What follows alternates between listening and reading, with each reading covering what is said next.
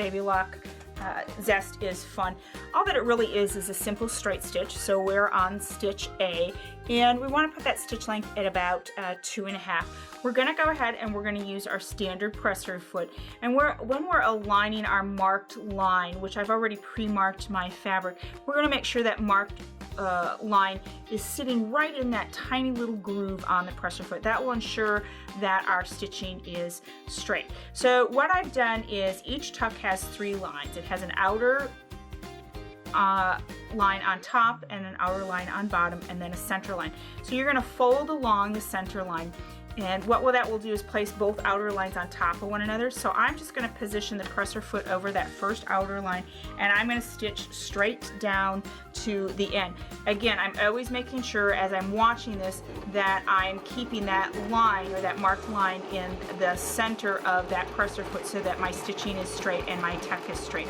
Tucks are a great 3-dimensional effect for any project, whether it be a garment, a child's garment, an adult's garment, a home deck on a pillow, or possibly on a dust ruffle, or even in curtains. They're also great in handbags. Okay, so we're at the end. We're going to go ahead and we're going to make sure that that needle is out of the fabric.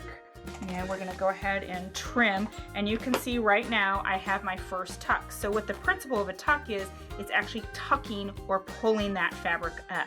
So your fabric length will shorten as you create your tuck. So that's always something to be very conscious about when creating items using tucks, is that you want to create your tucks first and then cut out your piece, rather than cut out your piece and then create your tucks.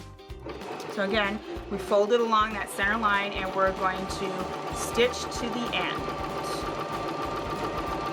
making sure that that marked line is down the center of that presser foot.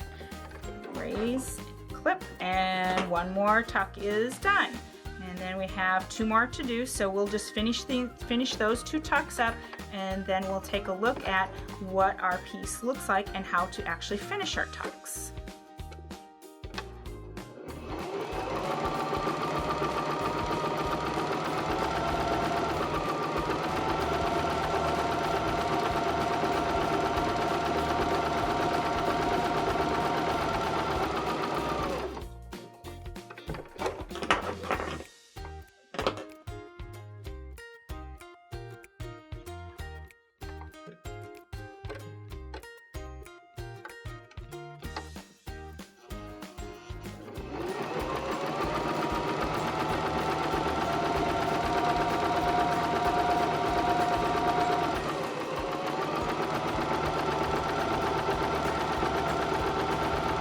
So now that I'm coming to the end of my last tuck, I'm going to go ahead and take that needle out of that fabric, and again trim my thread tail. And I always like to go back and again trim all these threads off of the other tucks so that they don't get in the way when I'm putting this into my project piece. And then what I do is I have rows like this, correct? So what I'm now going to do is, if I press these one direction, now you have your tucks. I can also press one direction and press them open, leave these together and press that open to create something which they oftenly call Mexican pin tucks, and then keep twisting those tucks as I'm going. But I have to tell you, I think tucks are actually probably the prettiest when they are just going in one direction. I find tucks one of those techniques that just lends itself to any project and really just adds that little bit of professional or designer look to most anything that you do. And again, on the Baby Lock Zest, it is just so easy with just the straight stitch and the proper stitch length.